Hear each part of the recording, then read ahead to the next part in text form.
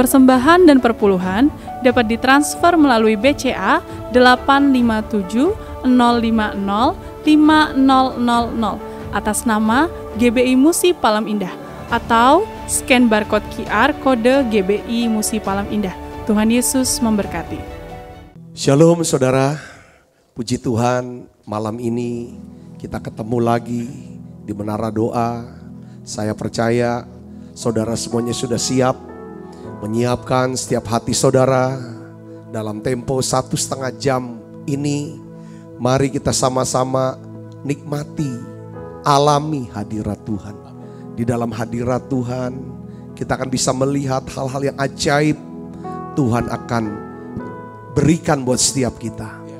Dan juga kita akan mendengarkan pengajaran firman yang dapat membekali kita, menguatkan kita. Saya percaya saudaraku, yang sakit malam ini Tuhan akan sembuhkan. Yang lemah Tuhan akan kuatkan. Ya kan, bahkan yang saudara yang terikat, ya kan, terikat, saudara mengharapkan kelepasan. Malam ini akan mengalami, saudara akan mengalami kemerdekaan itu. Amin. Mari saudara sama-sama kita akan siapkan hati kita. Kita akan sama-sama berdoa, memuji, menyembah Tuhan. Bapa, di dalam nama Tuhan Yesus, kami tundukkan hati kami. Kami sujud kepadamu ya Tuhan. Kami minta ya Bapa, Engkau berikan buat setiap kami hati yang baru, roh yang baru. Menara Doa malam ini ya Tuhan, kami minta hadirat-Mu ya Tuhan memenuhi kami. Terima kasih Tuhan, terima kasih. Roh Kudus urapi setiap kami satu persatu ya Tuhan. Terima kasih banyak Bapa. Terima kasih Allah Roh Kudus. Dalam nama Yesus kami berdoa. Haleluya. Haleluya. Terima kasih Tuhan. Terima kasih Roh Kudus. Naikkan pujian bersama-sama. Tuhan, Kaulah pengharapanku. Ku percaya hanya kepadamu, Yesus Allah perlindunganku. Engkau yang selalu ku puji. Sekali lagi bersama-sama naikkan pujian ini Bapak Ibu Saudara, katakan Tuhan, Kaulah pengharapanku. Ku percaya hanya kepadamu, Yesus Allah perlindunganku. Engkau yang selalu ku puji. Sembari ya mulutku penuh dengan pujian kepadamu ya Yesus Tuhan. Sepanjang hari ku beri penghormatan kepadamu ya Allahku. Sekali lagi dari awal, katakan Tuhan, Kaulah pengharapanku. Tuhan, Kaulah pengharapanku. Ku percaya hanya kepadamu,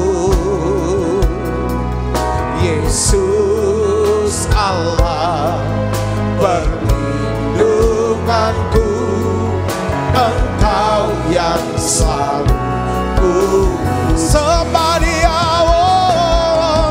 mulutku penuh dengan pujian kepadamu ya Yesus Tuhan. Sepanjang hari ku beri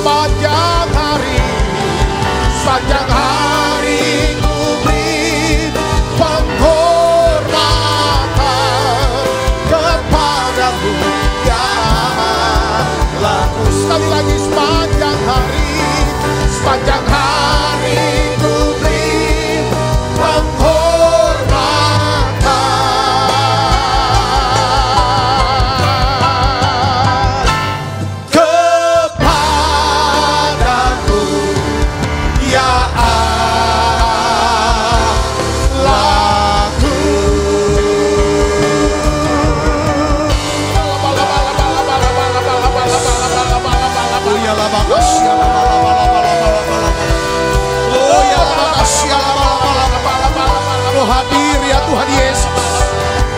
Oh hadir ya Tuhan di tempat kami. Yesus hadir tengah-tengah umat-Mu. Oh ya la makasih la bala.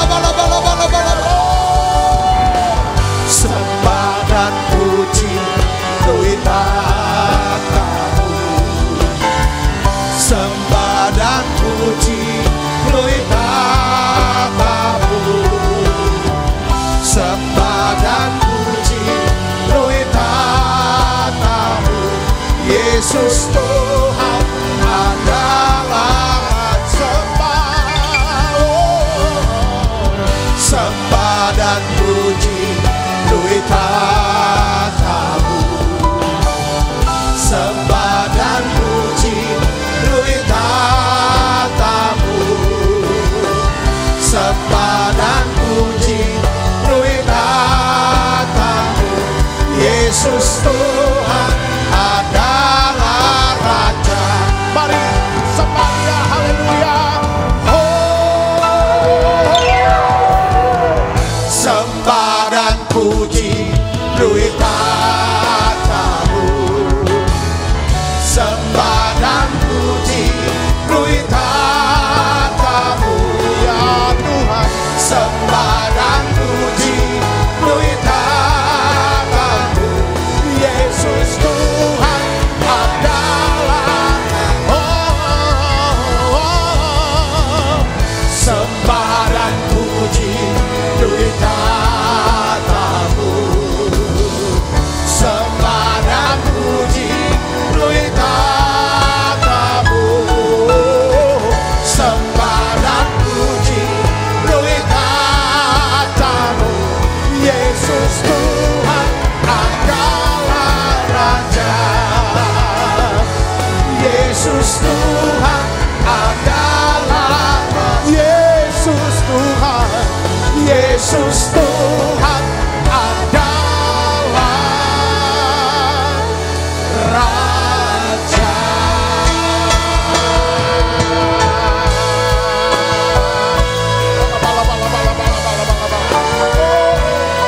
Kami nyanyi, kami memuji-Mu Tuhan.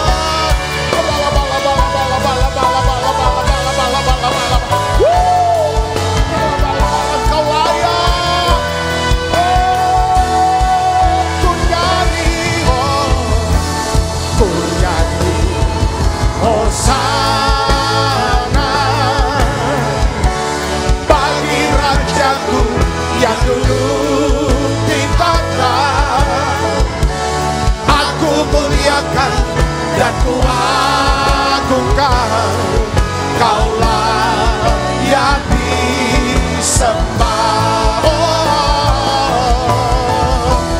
Ku nyanyi Hosana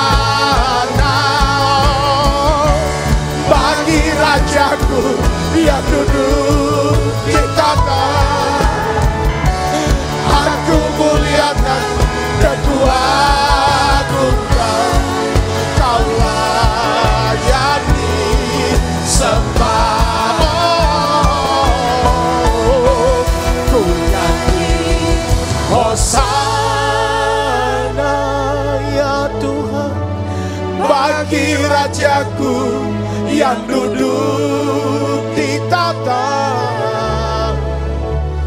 Aku muliakan dan ku agungkan. Kaulah yang disembah. Angkat kedua tanganmu. Ku nyanyi Hosana bagi Rajaku yang duduk di tata. Aku muliakan dan ku agungkan. Kaulah yang disembah.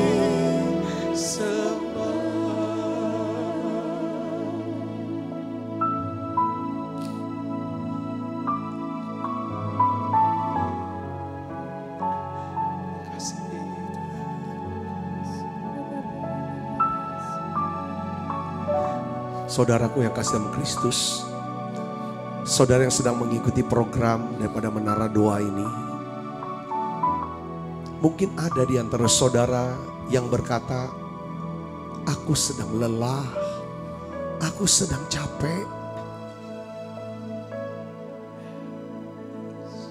Saudara, hari ini Tuhan berkata, mari kepadaku kamu yang letih lesu dan berbeban berat. Aku akan berikan kelegaan bagimu. Tuhan mau berikan kelegaan bagi saudara. Mungkin saudara sudah berdoa. Saudara sudah berharap. Tapi saudara melihat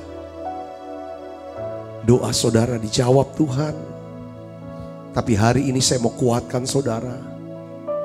Yuk berdoa lagi. Ayo kita berharap lagi. Saudara jangan merasa kering. Jangan merasa lelah. Biar saudara masuk hadiratnya. Orang-orang yang menanti-nantikan Tuhan akan mendapatkan kekuatan yang baru. Saya mau berdoa buat saudara. Kami mau berdoa buat saudara. Mari saudara tutup matanya. Mungkin saudara tidak mengerti apa yang sedang terjadi hari-hari ini. Aku berdoa ya Bapa dalam nama Yesus. Lihat anakmu ini. Katakan sama Tuhan saudaraku. Tuhan, aku lelah. Aku capek Tuhan.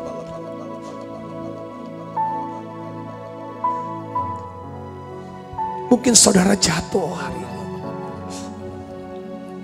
Tuhan, ampuni dosaku. Mungkin saudara sedang kecewa sekarang. Aku berdoa ya Bapa dalam nama Yesus. Basuh kami dengan darah-Mu. Basuh kami dengan hadirat-Mu. Dengan urapan kasih. Dalam nama Yesus. Jamah anakmu ini Yesus. Kuatkan dia. Teguhkan hatinya. Jamah ya Yesus. Mari saudara terima urapan ini. Terima urapan kasih. Dalam nama Yesus. Panggil Bapa. Sentuh hatiku. Sentuh hati kami. Kuatkan lagi.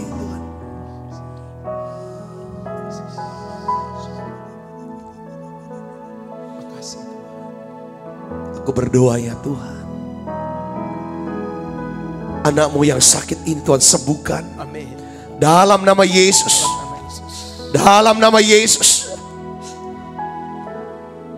Bangkitkan lagi kekuatan dan semangat kami Tuhan. Terima kasih Tuhan, terima kasih.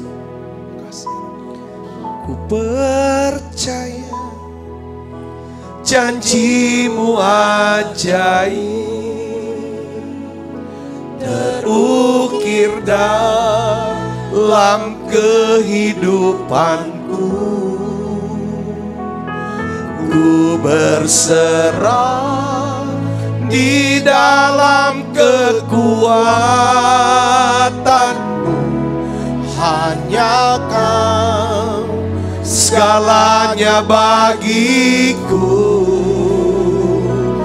Ku percaya janji-Mu ajaib. Naikkan nyanyian ini saudara. Terukir dalam kehidupanku. Ku berserah di dalam kekuatan-Mu. Ku percaya.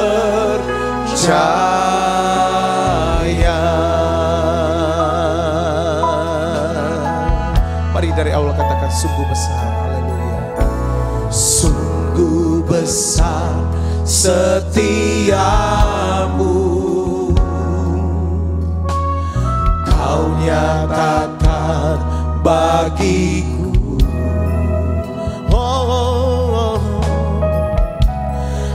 Engkau Bapa yang selalu mengerti isi hatiku.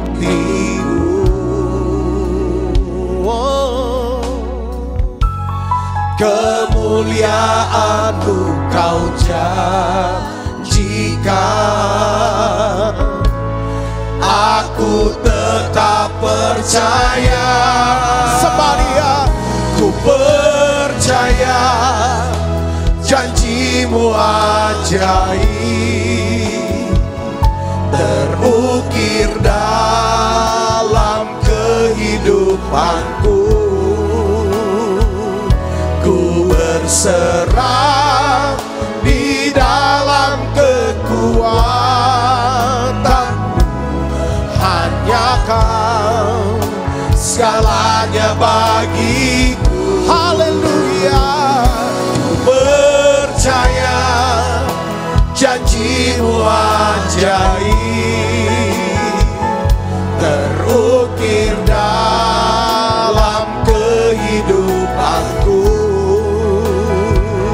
Ku berserah di dalam kekuatan-Mu. Ku percaya. Haleluya. Ku percaya, janji-Mu ajaib terukir dalam kehidupanku. Ku berserah di dalam kekuatan-Mu, hanya Kau segalanya bagiku. Ku percaya, janji-Mu ajaib terukir dalam kehidupanku. Ku berserah di dalam kekuatan-Mu. Ku percaya. Terima kasih untuk hadirat-Mu ya Tuhan. Makasih Tuhan, beri kami nyanyian pujian ya Tuhan. Syukur penyembahan. Yes. Terima kasih Yesusku. Terima kasih Roh Kudusku. Mari terus saudaraku tutup matanya. Ya Tuhan. Ya Tuhan. Ya Yesus. Oh ya lama kasih, ya lama. Nyanyi pujian. Nyanyi pujian bagi Tuhan. Pujian bagi-Mu Tuhan.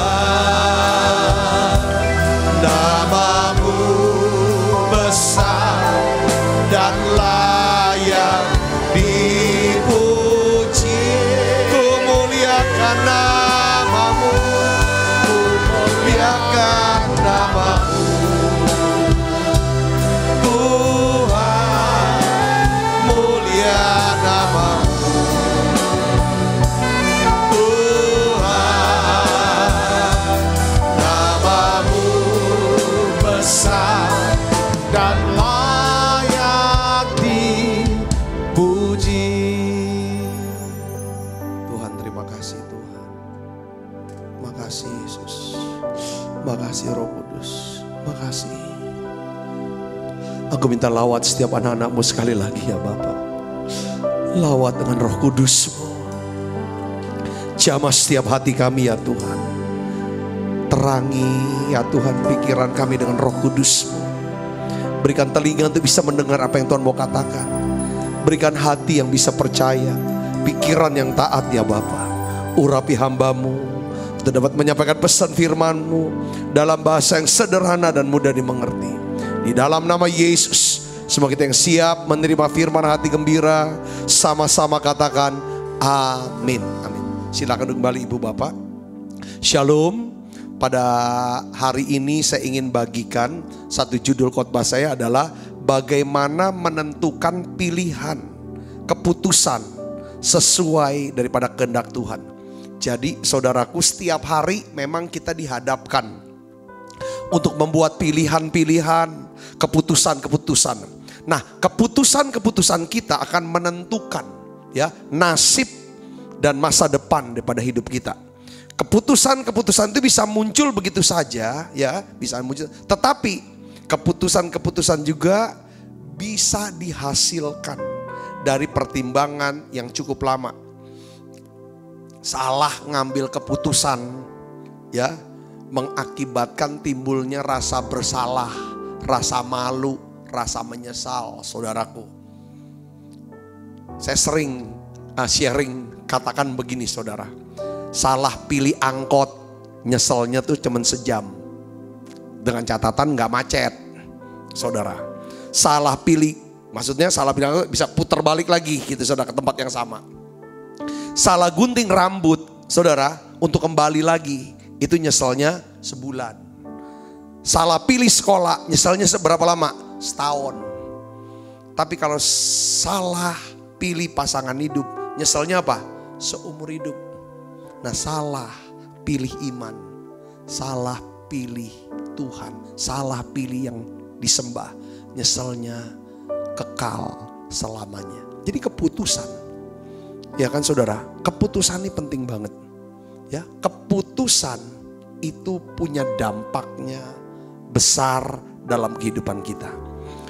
Di dalam Ulangan pasal 30, saudaraku, Musa sebelum dia dipanggil Tuhan, saudara, meninggal. Musa tuh bicara kepada orang Israel.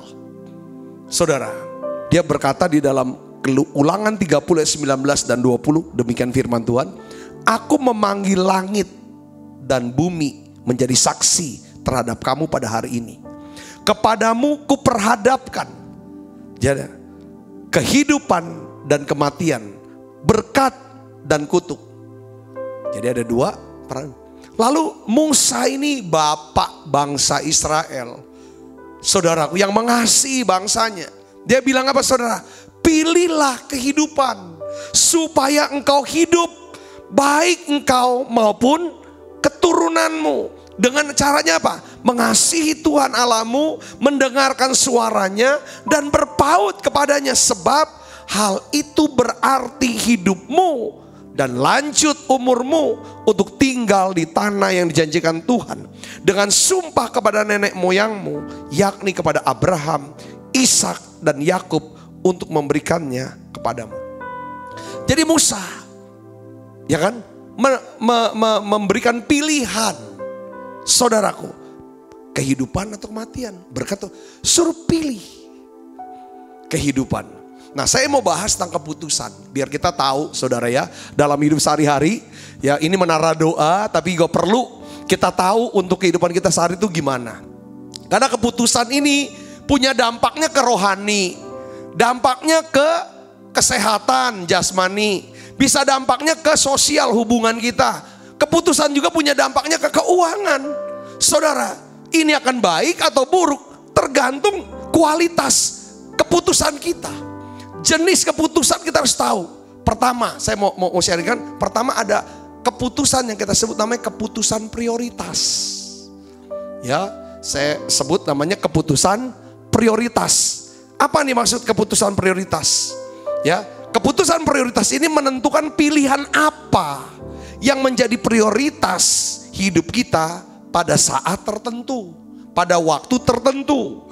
Nah, keputusan prioritas ini berkaitan dengan pilihan benar-benar, bukan benar salah. Jadi keputusan prioritas itu ya semuanya benar, tapi kita harus ada dasarnya untuk ngambil keputusan ini, saudara. Yang disebut keputusan prioritas, yaitu apa? 1 Korintus 10:23. Apakah itu berguna? Apakah itu membangun? Karena segala sesuatu dibolehkan, gak ada salah. Saudara, semuanya benar. Karena pilihannya benar-benar, tapi prioritasnya apa? Nah, untuk menentukan prioritas, saudara, acuannya adalah apakah itu berguna, apakah itu membangun. Nah, kalau kita bisa menentukan keputusan prioritas dengan tepat, Perhatikan saudara, maka kita akan hidup dalam berkat dan hidup dalam kelimpahan. Yang ngerti katakan amin. Yang ngerti katakan amin. Nah, syarat-syarat, satu-satunya syarat membuat keputusan prioritas yang benar adalah kita harus ngerti kehendak Allah. Supaya kita bisa memilih apa yang baik, yang berkenan pada Allah, yang sempurna. Apakah itu berguna? Ya kan saudara, apakah itu membangun? Itu kita harus tahu firman Tuhan. Contohnya apa sih saudara? Gini, kan kita kan dikasih sama Tuhan waktu, ya, time, talent, dan treasure, uang. Nah, tiga-tiga ini Tuhan kasih waktu 24 jam sehari. Saudara mau buat tidur, mau buat kerja, mau buat doa, mau buat apa? Tergantung nih prioritasnya apa, waktunya itu. Gunakan waktu, prioritasnya apa? Ya, gitu. Yang kedua mengenai kebisaan. Kebisaan kita gunakan, ya kan? Silakan digunakan. Tapi prioritasnya itu apa? Uang. Saya bisa gunakan uang. Saudara, uang saudara misalnya kan, saudaraku. Nah, saudara gunakan prioritasnya kemana? Nah, itu dasarnya adalah apakah itu berguna, apakah itu membangun. Waktu kita gunakan waktu kita, uang kita, kebisaan kita, apakah itu berguna, apakah itu membangun. Ya. Yang kedua adalah keputusan moral. Keputusan moral. Nah, ini keputusan moral itu berkaitan dengan pilihan benar salah. Moral itu bicara tentang benar salah. Ada pilihan yang benar secara moral, ada pilihan yang salah secara moral. Apabila kita bisa menentukan keputusan moral dengan benar, dengan tepat, maka kita akan hidup dalam apa? Damai, sejahtera, dan sukacita. Kalau kita mengambil keputusan moral yang salah, hilang damai sejahtera, hilang. Di mana ada kebenaran, di situ ada damai sejahtera. Di mana ada dosa, itu menurunkan derajat bangsa. Ketika kita buat salah, keputusan yang salah, berbuat salah, melanggar, pasti nggak ada damai sejahtera. Nah, oleh karena itu dasar firmannya untuk keputusan moral itu ini saudara. 1 Petrus 3 ayat 10 sampai 12. Saya akan baca buat saudara. 1, 2, 3. Siapa yang mau mencintai hidup dan mau melihat hari-hari baik, ia harus menjaga lidahnya. Saya berdoa saudara mau melihat hari baik, jaga lidah. Ya kan kemarin kita bahas bahwa biarlah kita berdoa minta Tuhan kasih firman ke mulut kita. Minta nyanyian baru di mulut kita untuk kita bisa mengatakannya, supaya kita bisa nikmati dan melihat hari-hari baik. Ya kan? Ya harus menjaga lidahnya terhadap yang jahat, bibirnya terhadap ucapan-ucapan yang menipu. Ini namanya keputusan moral, ada kaitannya. Benar, salah. Ia harus menjauhi yang jahat dan melakukan yang baik. Ia harus mencari pendamaian. Jangan terus cari masalah, bertengkar, ribut. Ya kan, permusuhan. Berusahalah mendapatkan perdamaian. Sebab apa saudara? Mata Tuhan tertuju kepada orang-orang benar, dan telinganya kepada permohonan mereka yang minta tolong. Tetapi wajah Tuhan menentang orang-orang yang berbuat. Jadi kalau kita punya keputusan moral benar, dampaknya adalah bahwa permohonan kita minta tolong itu akan didengarkan Tuhan. Katakan amin. Tapi kalau kita mengambil keputusan moral yang salah, maka Tuhan menentang, ya kan, orang-orang yang mengambil keputusan jahat atau berbuat jahat. Jadi saudara, keputusan moral itu seperti apa sih sebenarnya? Keputusan begini, apakah kita mau curi nggak nih uang perusahaan? Ya, atau kita tidak? Itu ada keputusan moral. Apa sih keputusan moral? Ya kan, kita tahu nih, kita nggak bisa bayar, tapi kita tetap mau utang sama orang itu dengan alasan aku utang dulu, besok aku bayar. Padahal besok tuh kita nggak punya duit juga, minggu depan juga nggak ada duit. Nah ini keputusan moral saudara, yang ujungnya saudara kita ini menipu. Itu keputusan moral. Nah keputusan moral adalah keputusan apakah kita mau berkata jujur atau mau menipu. Nah itu tadi. Jadi dasar keputusan moral adalah berasal dari apa dasarnya? Harus punya integritas dan hidup dikuasai oleh Roh Kudus. Nah Saya mau kasih tahu antara keputusan moral, saudara, dengan prioritas. Itu bisa nyangkut nih, bareng nih. Bisa ada kaitan, begini. Ada keputusan yang menyangkut moral, tapi sekaligus juga prioritas, saudara. Ya kan? Yang bukan sekedar keputusan yang berkaitan dengan, ya kan, waktu dan uang, tapi keputusan yang punya bobot penuh dari prinsip-prinsip firman Tuhan. Saya kasih contoh begini. Contohnya gini. Saudara, sekarang kita gak bisa liburan lah. Kita gak bisa liburan. Gini, kita memutuskan pergi liburan. Itu keputusan apa kalau menurut saudara? Keputusan prioritas atau keputusan moral? Salah gak buat pergi liburan? Salah atau tidak? Ini keputusan salah benar atau keputusan benar-benar? Benar-benar. Liburan gak ada salahnya. Itu namanya keputusan prioritas. Namun kalau keputusan prioritas ini, keputusan ini menyebabkan kita, karena kita liburan menyebabkan kita mengabaikan kewajiban-kewajiban keuangan kita. Akhirnya kita gak bisa bayarin kewajiban itu. Seperti melunasi cicilan utang, membawa persembahan, perpuluhan ke Tuhan. Maka keputusan ini menjadi keputusan apa? Dari keputusan prioritas menjadi keputusan moral. Ini bicara tentang benar dan salah. Contohnya lagi gini. Saudara mengambil keputusan untuk ngambil kerjaan nih. Untuk memberi nafkah sudah keluarga. Ini keputusan apa? Keputusan benar-benar. Namanya keputusan prioritas. Tapi kalau pekerjaan ini yang saudara ambil menjauhkan saudara dari hadirat Tuhan. Keputusan yang prioritas ini, yang kerja ini menyebabkan saudara, ya kan, merampas sukacita dan damai sejahtera. Itu udah jadi keputusan moral. Katakan amin. Soalnya bisa, enggak deh, aku nggak ambil kerjaan ini deh. Ya walaupun tadinya keputusan nggak ada salahnya kan kerja. Tapi kita harus timbang lagi, ada unsur keputusan moralnya enggak. Nah kira-kira seperti ini orang Kristen. Katakan amin. Katakan amin. Banyak orang Kristen ya saudara, dia cuma tahu keputusan prioritas, benar-benar. Tapi ada efek sebenarnya keputusan moralnya. Ya kan, sudah dididik, sudah diajar, sudah dibesarin, dikasih modal. Kalau menelikung, kalau motong, untuk supaya bisa dapetin keuntungan. Awalnya keputusan prioritas. Tapi kalau udah menelikung, motong daripada orang yang memberikan kepercayaan itu, yang mendidik, itu udah jadi keputusan moral. Jangan lakukan itu. Katakan amin. Nah, saya mau kasih tahu, kita bisa ambil keputusan. Keputusan itu, ya kan, sangat ditentukan oleh sudut pandang. Sudut pandang atau pengetahuan. Jadi maksudnya gini, apa yang kita lihat, ya kan, itulah yang akan masuk ke dalam hati kita. Apa yang masuk dalam hati kita, itulah yang kita akan katakan. Apa yang kita katakan itu sebenarnya adalah keputusan. Yang mengerti katakan amin. Nah, saya kasih contoh tentang satu ayat firman Tuhan dasarnya saudaraku, yaitu Yeremia 1 ayat 11 sampai 12. Mari kita akan lihat dan kita akan baca sama-sama. 1, 2, 3. Sesudah itu firman Tuhan datang kepadaku. Bunyinya, apakah yang kau lihat hai Yeremia? Tuhan tanya sama Nabi Yeremia, apa yang kamu lihat hai Yeremia? Jawabku, aku melihat sebatang dahan pohon badam.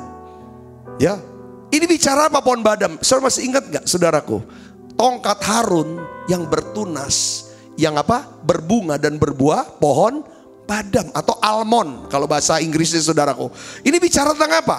Dimana ini bicara tentang pemulihan, saudaraku.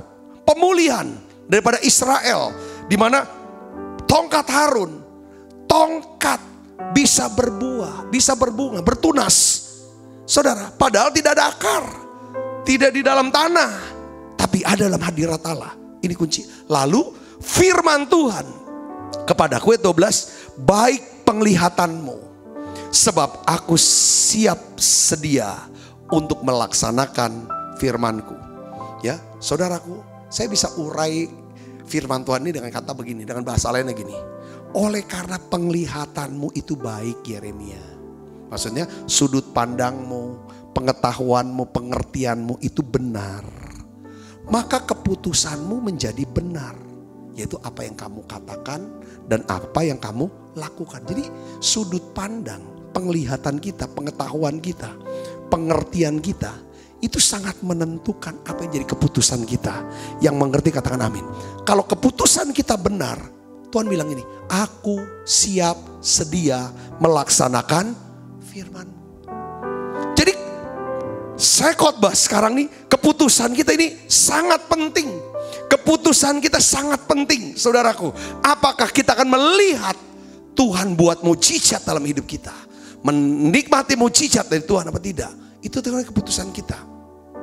Apabila kita memutuskan untuk mentaati perintah firman Tuhan, maka Tuhan akan berkata, apa? Baik sekali penglihatanmu, sebab aku siap sedia untuk melaksanakan firman-Ku. Apabila Tuhan melaksanakan firman-Nya, maka berkat Tuhan, mujizat Tuhan akan terjadi dalam hidup saudara. Katakan amin saudara. Sekali lagi saya mau kasih tahu begini saudara, betapa pentingnya untuk memperbaiki apa yang kita lihat. Apa yang kita lihat. Karena apa yang kita lihat akan menentukan apa yang kita ketahui. Katakan amin. Apa yang kita ketahui akan menentukan apa yang kita percayai. Apa yang kita percayai akan menentukan keputusan kita. Saudara, apa yang kita putuskan itu yang kita dapat. Saudaraku yang spesies. Nah, saya kasih contoh tentang keputusan Daud melawan Goliat. Daud punya sudut pandang. Kita lihat sini, keputusan sangat ditentukan oleh sudut pandang atau pengetahuan, pengertian kita akan firman Tuhan, akan kehendak Tuhan. Daud saudara, dia bisa melihat dirinya sebagai apa? Orang bersunat. Dan dia bisa melihat Goliat sebagai orang yang tidak bersunat. Apa arti bersunat dan tidak bersunat? Orang yang bersunat adalah umat Allah. Orang yang punya perjanjian dengan Allah. Orang yang punya perjanjian dengan Allah atau umat perjanjian. Artinya begini saudaraku. Siapa sahabatnya itu jadi sahabat Allah. Siapa musuhnya itu jadi musuhnya Tuhan. Maka Tuhan akan berperang memerangi dia. Yang ngerti katakan amin saudaraku. Nah ini artinya. Nah oleh karena itu Daud dia berkata begini saudaraku. Di dalam 1 Samuel 17 ayat 26. Daud, apa kata Daud? Siapakah orang Filistin yang tidak bersunat ini? Sampai ia berani mencemooh barisan daripada Allah yang hidup. Daud tuh mengerti. Ya bahwa Allah dari pihak dia. Dia tahu di sudut pandang dia. Dia ngerti ini saudara. Oleh karena itu dia percaya. Kalau dia lawan Goliat, maka Allah akan berperang bersama dengan dia. Memberikan kemenangan bagi dia. Karena dia adalah umat perjanjian. Yang ngerti katakan amin saudara. Ini deh. Dasar diambil keputusan. Karena dia punya pengetahuan. Kenapa orang Israel tidak berani menghadapi Goliat? Karena mereka tidak dapatin. Tidak melihat, tidak mengerti apa yang Tuhan sediakan buat mereka. Katakan amin saudaraku. Nah, saya kasih contoh lagi tentang Nabi Yeremia, tentang keputusan. Keputusan Nabi Yeremia berharap dan bersukacita. Di dalam Ratapan 3 ayat 17 sampai 20, itu ada satu fakta. Saudara, bahwa Nabi Yeremia sedang mengalami namanya kesengsaraan dan tekanan-tekanan dalam hidupnya. Bagaimana caranya Nabi Yeremia mengatasi? Nabi Yeremia belajar memiliki sudut pandang yang benar. Ia mengerti bahwa Tuhan siap sedia melaksanakan firman-Nya hanya apabila dia punya pandangan yang baik. Oleh karena itu Yeremia dia berkata begini, tetapi hal-hal inilah yang kuperhatikan.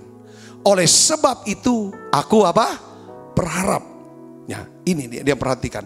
Nabi Yeremia mengambil keputusan untuk mengatasi kesengsaraan, tekanan jiwanya dengan apa? Mengingat kebaikan Tuhan, kasih setia Tuhan, supaya ia bisa berharap dan bersukacita sambil menantikan pertolongan dan mujizat Tuhan.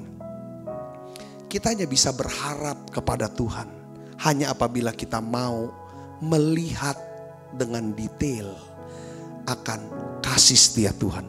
Kalau kita bisa memperhatikan kasih setia Tuhan, baru kita bisa berharap. Kita gak bisa berharap sama Tuhan saudara, apabila kita terus menerus memperhatikan yang kita lihat adalah apa? Masalah, kekurangan, hal-hal negatif di depan kita. Ibu bapak saudara yang kasih Kristus, jadi bagaimana kita dapat membuat pilihan? Sekarang pertanyaannya gini, Pak Sabta, gimana caranya saya bisa membuat keputusan yang tepat? Nah, saya coba sharingkan begini. Kita nih harus meningkatkan pengertian, pengetahuan, pewahyuan supaya kita punya sudut pandang yang lebih luas dan benar. Nah, di dalam Efesus 1 ayat 16 sampai 18, Rasul Paulus dia berdoa saudara kepada jemaat Efesus supaya Tuhan menjadikan mata hati mereka apa? Terang. Supaya mereka bisa mengerti, punya sudut pandang tentang pengharapan di dalam Kristus. Betapa kayanya kemuliaan bagian yang ditentukannya bagi orang-orang kudus. Kita harus sungguh-sungguh mencari Tuhan. Sungguh-sungguh untuk mendapatkan hikmatnya. Supaya kita bisa dapat menentukan keputusan yang tepat. Setiap orang pasti ambil keputusan, kadang salah, kadang benar, kadang salah. Terus kita belajar. Saudaraku, jaminan terbaik untuk membuat keputusan yang tepat. Jaminan yang terbaik untuk mengambil keputusan yang tepat adalah yaitu dengan cara apa? Kita harus mengetahui bagaimana agar kita tidak membuat keputusan yang salah. Saya ulangi, jaminan terbaik untuk membuat keputusan yang tepat adalah apa? Mengetahui bagaimana agar kita tidak membuat keputusan yang salah. Saya tutup dengan 3 hal ini saudara. Keputusan yang dibuat oleh Yesus. Ada 3 keputusan penting yang dibuat Yesus. Dan inilah yang jadi acuan untuk kita mengambil keputusan hidup sehari-hari saudaraku. Ya, yang pertama saudara, keputusan pertama yang dibuat Yesus adalah apakah sebaiknya Yesus mengubah batu menjadi roti. Karena iblis kan berkata begini saudara, kalau kamu anak Allah, ubahlah batu menjadi roti. Saya tanya sama saudara, bisa nggak Yesus mengubah batu jadi roti? Jawabannya apa? Bisa. Sekarang kenapa bisa kok nggak mau? Ini yang paling penting, saudara. Jadi dasar keputusan yang pertama adalah, saudaraku, bahwa apakah Yesus sebaiknya memberontak melawan rencana Allah atau mentaati dan mengikuti rencana Allah.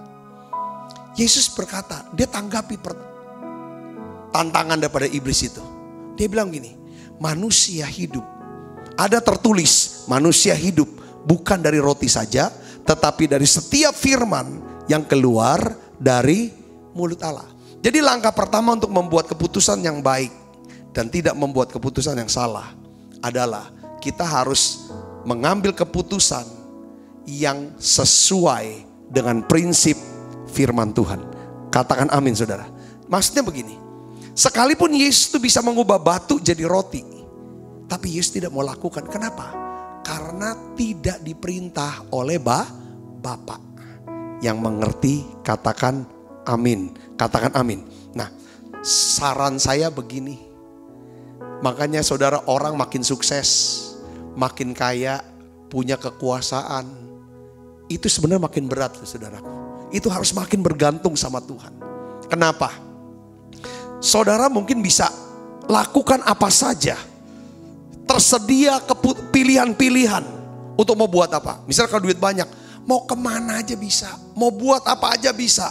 Tetapi dengar baik saudara, kadang-kadang ada satu bisikan di mana kalau untuk melakukan sesuatu yang tidak diperintah oleh Tuhan, tidak sesuai dengan kehendak Tuhan, kalau kita lakukan apa yang tidak sesuai dengan kehendak Tuhan, keputusan kita ini keputusan yang akan membuat kita nyesel, yang membuat kita jadi malu, yang membuat kita jadi terpuruk. Katakan amin. Lakukanlah keputusan, saudaraku, yang sesuai dengan prinsip firman. Kalau kita lakukan ini, Tuhan berkata, aku akan siap melaksanakan firman-Ku. Katakan amin, saudara. Yang kedua, saya mau kasih keputusan kedua yang diberikan Yesus adalah apa? Apakah sebaiknya melompat dari bumbungan bait Allah adalah keputusan? Apakah sebaiknya mencobai Tuhan? Iblis kan bilang, saudaraku, kalau kau anak Allah, coba kau jatuhkanlah dirimu dari bumbungan bait Allah ini. Nanti ada malaikat yang akan menatang engkau. Lalu Yesus tuh langsung jawab, saudaraku, ada tertulis, janganlah engkau mencobai Tuhan Allahmu. Kami pernah diskusi begini, saudaraku. Ada ayat kan? Ya kan? Kalau kita minum racun, maka kita nggak akan mati. Itu ada ayatnya, saudaraku. Markus pasal berapa? 16 ya. Markus pasal 16 itu dikatakan begini, tanda-tanda ini akan menyertai orang percaya. Mereka akan mengusir setan-setan demi namaku. Mereka akan berbicara dalam bahasa-bahasa yang baru. Mereka akan memegang ular. Dan sekalipun mereka minum racun maut, mereka tidak akan mendapatkan celaka. Pertanyaannya adalah gini, saudara. Mereka ini minum racun dan tidak dapat celaka. Apakah mereka tahu itu racun lalu mereka minum lalu gak dapat celaka? Enggak. Karena mereka tidak tahu. Karena mereka lagi diracun. Mereka minum, mereka gak mati. Itu yang namanya perlindungan Tuhan atas orang-orang yang melayani Dia. Tapi kalau kita tahu itu racun, ya kan, contohlah racun itu namanya baygon, ya kan, kita minum baygon, saudara, ya kan, 5 gelas, itu kan racun, mati enggak? Ya mati pasti. Walaupun ayat tertulis, dia orang percaya minum racun, katanya tidak mati, ya mati. Jadi ini artinya mencobai. Contoh-contoh yang sangat jelas yaitu tentang mencobai Tuhan adalah begini, saudara. Kita nih pakai duit, belanjain duit dengan tujuan-tujuan yang salah. Misalnya foya-foya, saudara, segala macam. Membelanjakan duit, maksudnya gini, melebihi penghasilan kita. Sampai akhirnya kita nih utang pinjam sama orang. Lalu kita berharap, kita berdoa, waktu kita punya utang banyak, kita berdoa supaya mujizat keuangan terjadi, terobosan terjadi. Caranya dengan apa? Berjudi, uang yang ada dijudikan. Ini namanya mencobai Tuhan. Yang berikutnya lagi, contoh keputusan mencobai Tuhan itu adalah apa, saudara? Saudara merencanakan untuk menikah dengan orang yang belum bertobat. Saudara tahu dia narkoba ini, laki-laki ini. Saudara paksakan diri menikah dengan dia, dengan harapan setelah menikah dia akan bertobat. Ini namanya mencobai Tuhan. Saudara tahu dia bukan orang yang lahir baru. Saudaraku, ini orang suka judi, suka mabuk, kelakuan ini. Saudara berharap bahwa kalau nikah nanti dia bertobat. Tak bisa. Ini namanya mencobai Tuhan. Jadi prinsip kedua dari pembuat keputusan yang efektif adalah keputusan kita bukanlah untuk mencobai Tuhan. Kita jalan sesuai dengan kehendak Tuhan. Katakan amin, saudara. Katakan amin. Jadi orang nih mau jadi tumpang tangan, mau beli mobil mewah. Padahal dia tahu untuk nyicil tuh ngap-ngapan. Tumpang tangan iman aja lah. Saudara, beli rumah yang lebih mewah lagi. Kita tumpang tangan. Kita iman supaya pasti nanti Tuhan cukupin. Tiap bulan cicilan KPR yang ngap-ngapan. Ini namanya cobain Tuhan. Saya ngerti, saya ini kan yang pertama sesuai dengan firman. Kedua tidak boleh cobain Tuhan. Yang ketiga, keputusan yang buat Yesus adalah apa, saudara? Keputusan apakah Yesus, kalau Yesus menyembah iblis, maka Yesus akan mendapatkan dunia itu. Tapi apa yang dibuat oleh Yesus? Yesus berkata, apa, saudara? Ya kan, hendaklah kamu harus menyembah Tuhan Allahmu. Enyalah iblis, sebab ada tertulis, engkau harus menyembah Tuhan Allahmu dan hanya kepada Dia sajalah engkau harus berbakti.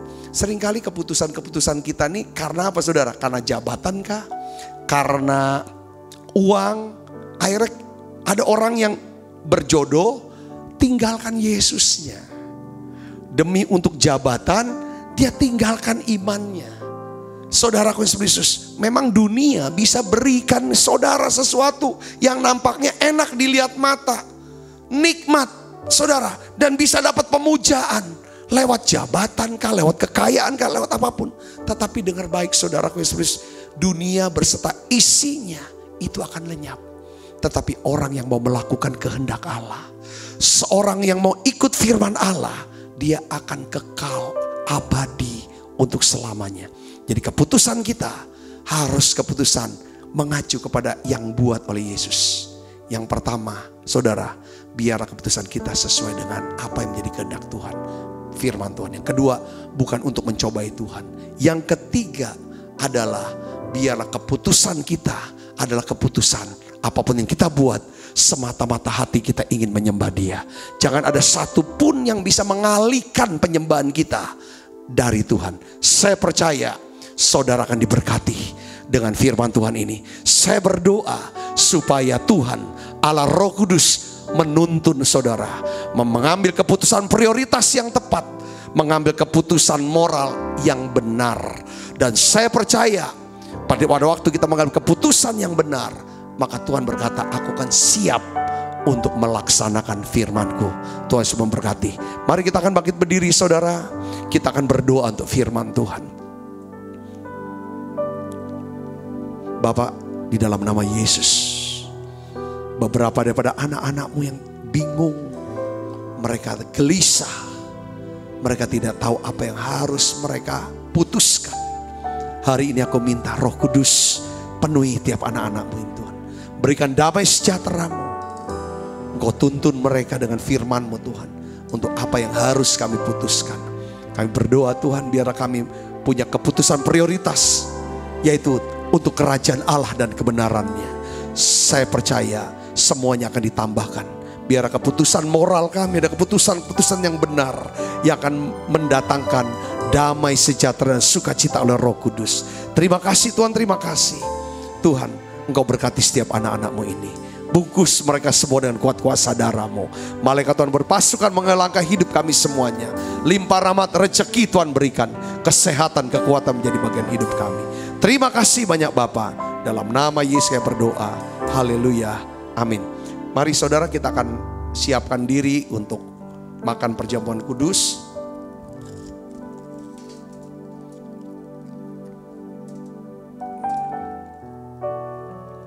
Mari kita angkat roti kita saudaraku. Sebab apa yang telah kuteruskan kepadamu telah kuterima dari Tuhan, yaitu buat Tuhan Yesus pada malam waktu yang diserahkan mengambil roti. Dan sudah itu ia mengucap syukur atasnya. Ia memecah-mecahkannya dan berkata, inilah tubuhku yang diserahkan bagi kamu.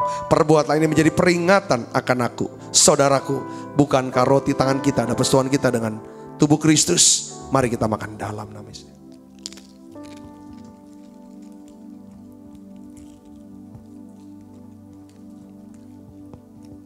Angkat cawan di tangan kanan kita tinggi di depan Tuhan. Demikian juga yang mengambil cawan sudah makan lalu berkata, cawan ini perjanjian baru yang berdasarkan dari darahku. Perbuatan ini setiap kali kamu meminumnya menjadi peringatan akan aku.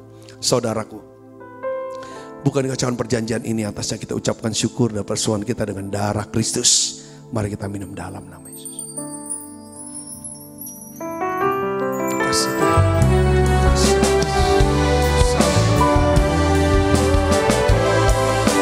Mari naikkan pujian bersama-sama, katakan terima kasih. Terima kasih Yesusku, buat anugerah yang Kau beri. Sebab hari ini Tuhan adakan syukur bagimu.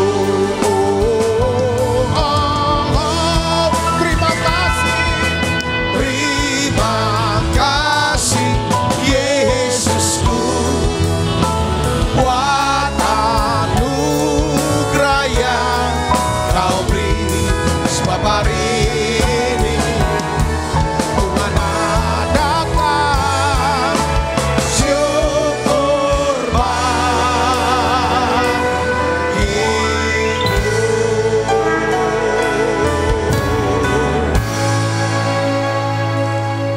Mari buka kedua tangan kita saudaraku, arahkan hati pandang kita ke surga untuk menerima berkat dari Allah. Kekasih Kristus, terimalah berkat yang berlimpah-limpah daripada Allah Bapa. Di dalam anaknya yang tunggal Tuhan kita Yesus Kristus. Persoalan yang manis Roh Kudus menyertai kita semua mulai daripada hari ini sampai Yesus datang menjemput kita dan bermain dan sampai selama-lamanya. Semua kita percaya dan berkati, sama-sama katakan amin. Tuhan Yesus berkati saudara semuanya. Haleluya.